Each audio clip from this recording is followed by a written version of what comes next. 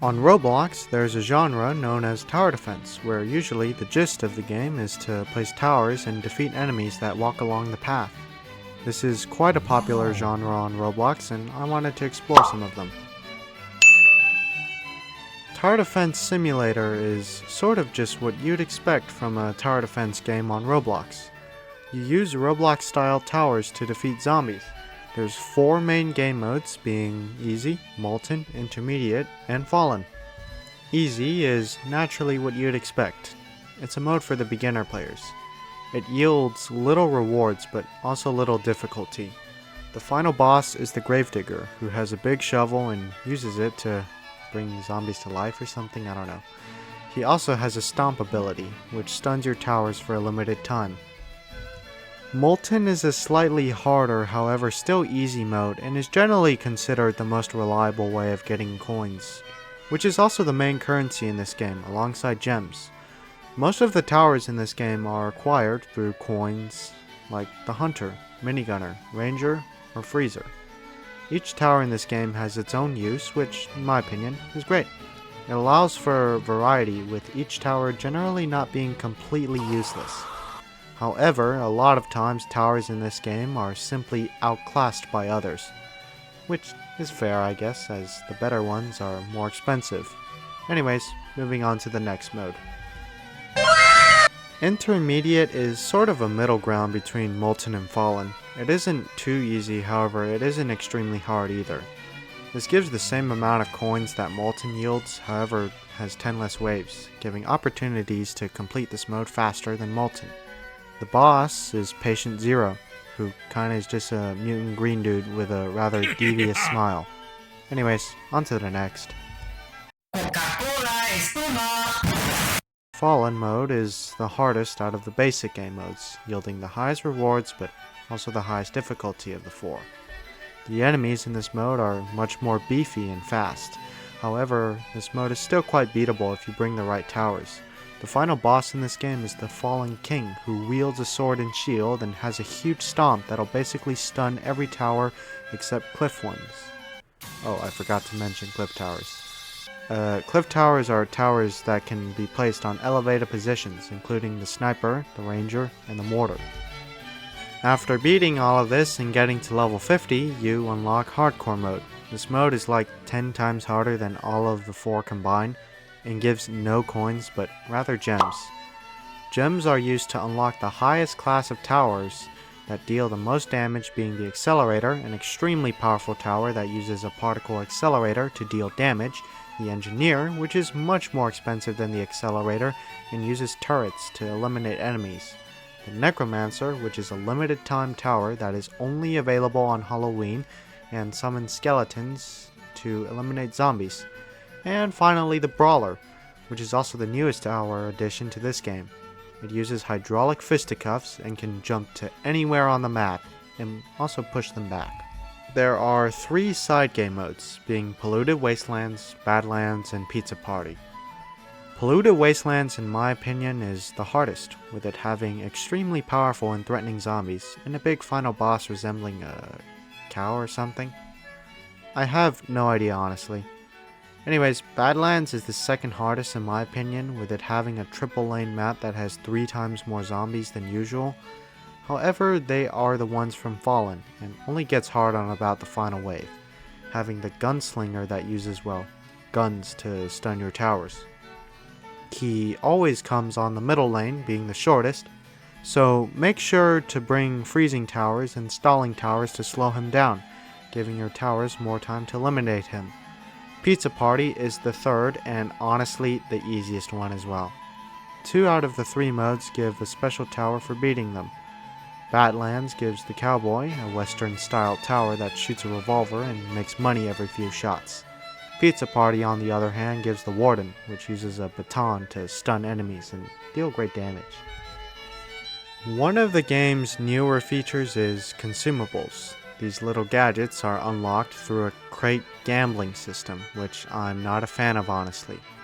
Some notable consumables include the Nuke, dealing 50,000 damage to all enemies on the map, the Flags, which boost tower stats with the red one buffing damage, the blue one buffing range, and the yellow one buffing fire rate. Anyways, there's a lot more stuff to this game than I covered, such as towers and PvP, but if I did, that would make the video way longer, as each tower has its own unique design, stats, and mechanics. And PvP is still in its early development stages, and I don't want to give any outdated information on these, as they're constantly changing. Anyhow, on to the next game. That was legitness. Yeah, it was, huh? For our next game, it's Tower Defense X, which in my opinion rivals Tower Defense Simulator in terms of quality. Like Tower Defense Simulator, it has a lot of towers, with each having its own unique towers that serve a specific purpose.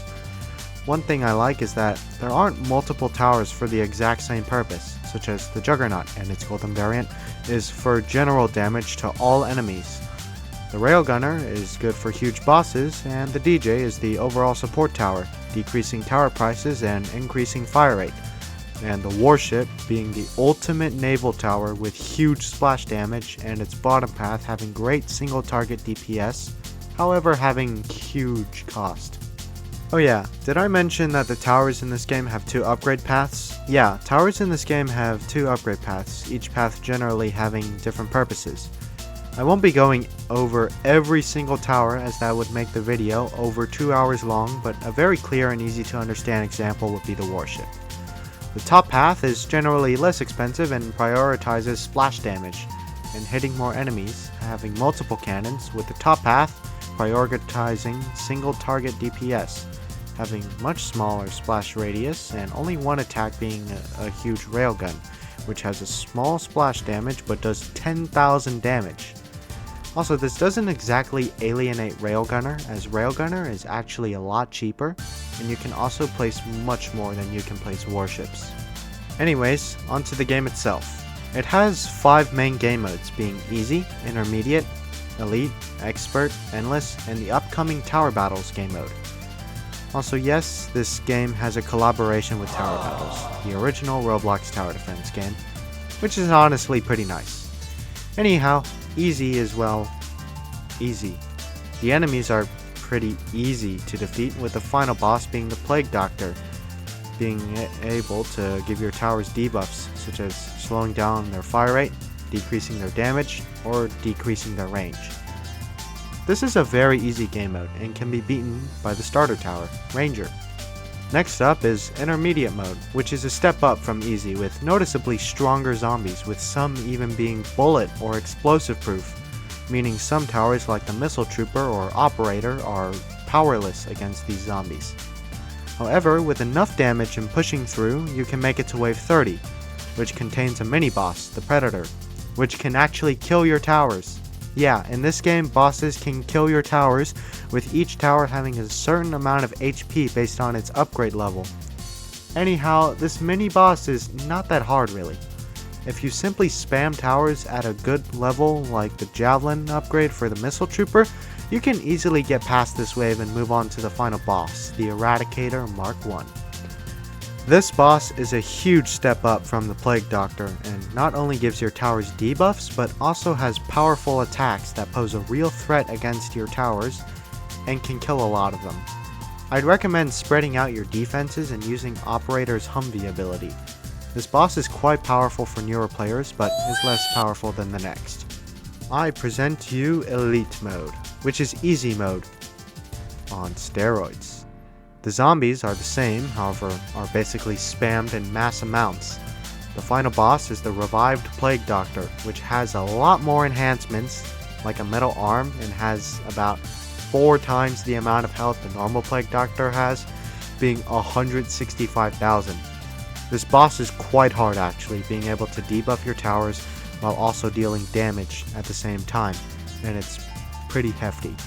I'd recommend placing lots and lots of baits near the boss to make the boss target the cheaper and weaker units rather than your main defense.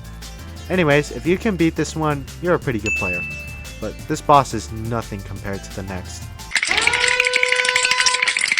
Expert mode is the hardest game mode that you can actually beat. It has similar enemies to Intermediate mode, however, the stronger ones are used much earlier. For example, a Knight being summoned on wave 10 with 1,400 waves.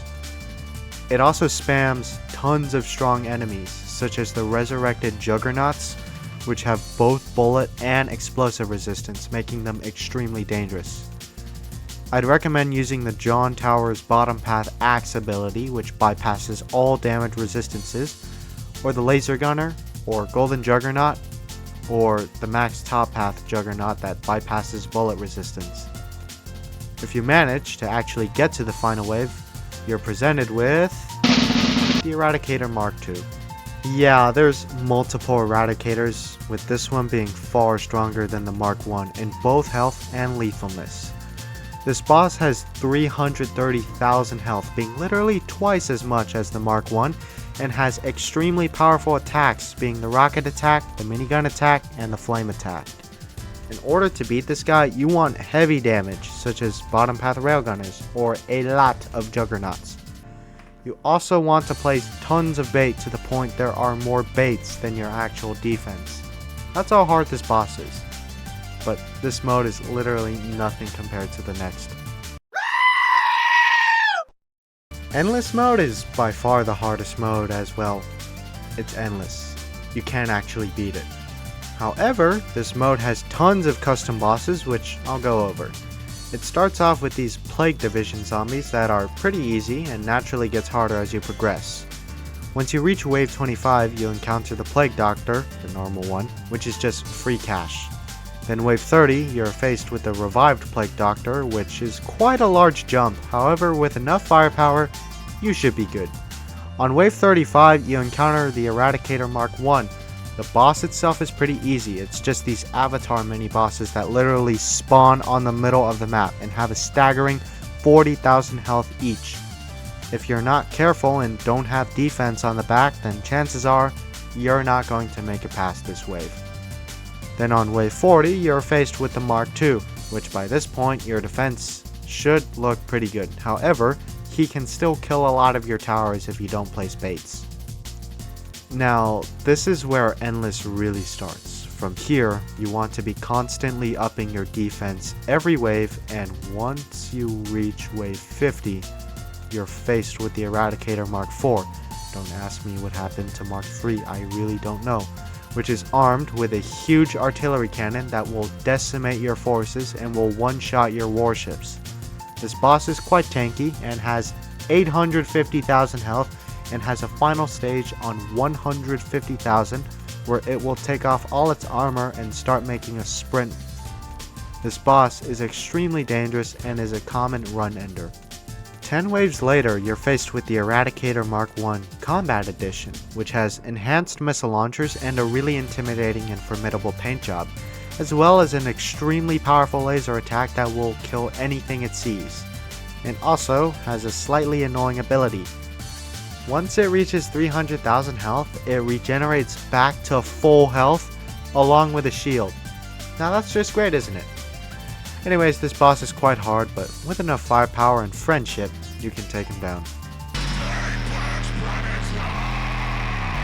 At wave 70, you are introduced to the Apex Predator, which is insanely powerful and kills basically anything. His summons are also extremely dangerous as they have more than 50,000 health each, and various resistances such as the Hunter, having literally 95% explosive resistance.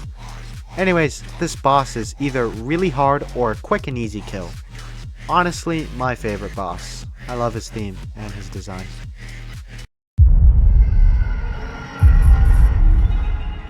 At wave 80, which is practically sort of the final boss of Endless, you are faced with the Calamity, which resembles the Void from Tower Battles. This boss has 6,666,666 health, but he's actually not that hard. It's his summons that can kill you. They each have 66,666 health and summoned in mass amounts. You almost need Warship to be able to clear this wave without issues. Anyhow, if you have top path warships and lots of turrets, you'll be fine. Now, after that, Endless just gets harder and harder and reuses bosses until wave 150 or something, where you come across the Golden Eradicators, which are just extremely enhanced versions of themselves. Anyhow, Endless in my opinion is my favorite mode, as it has an endless motivation and I generally have fun with it as I play it quite a lot. This mode also yields great rewards, having around 7,000 or 5,000-ish gold per run. Like Tower Defense Simulator, this game has something called power-ups, which are similar to consumables, and instead of gambling for them, you can get a random power-up for each victory in a game mode free of charge. Notable ones are the Nuke, which does a staggering 4 million damage to the entire map, and the AC-130 that guns down enemies from the air. There's also cosmetics in this game that are paid only, which is fine I guess, but a lot of them are acquired through a rather time-consuming gambling crate with certain rarities, with the best ones being 5 and 2%. I'll just go over the rarest free skins, so here they are. The Cyber Nico DJ, Ghost Juggernaut, Catgirl DJ, Catgirl Operator, Nico Sniper, and the World War I Ranger. For me, there isn't a best one, as I think they're all good, but if I had to pick one, I'd pick the Ghost Juggernaut. Just love the color scheme and the huge minigun. Anyhow, that'll do it for this game. Whether or not you like one better than the other is all up to personal preference, and I recommend just playing the one that you enjoy the most. You can even just play both games, really. Tower Defense Simulator is more of a cartoonish and casual game, while Tower Defense X is sorta better for experienced tower defense players who are looking for a challenge, as your towers can die in this game. Alright, that'll do it for this video. If you'd like to support me, you can just press the like button. Thanks for watching. If this video gets enough support, I'll make a part 2, where I'll explore more games in this genre. Also, tell me in the comments what you'd like to see. I can come up with videos, but it's up to you guys to tell me whether you like it or not. Peace.